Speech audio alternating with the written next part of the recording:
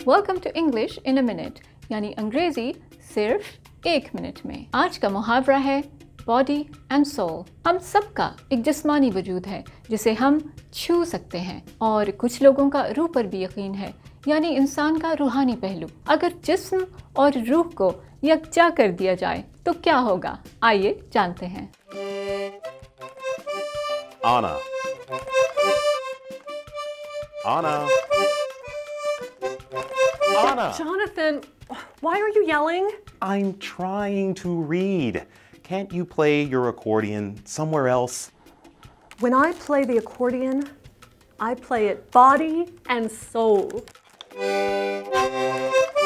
किसी भी काम को बॉडी एंड सोल के साथ करने का मतलब है कि आप उस पर तमाम तर तवज्जो और तवानाई सर्व कर दें। आप किसी भी काम के लिए अपने जिस्म और रूह को यकजा कर सकते हैं, जैसे आपकी जॉब या कोई पसंदीदा खेल, या अगर आपको भी आना की तरह मौसीकी का बहुत शौक है।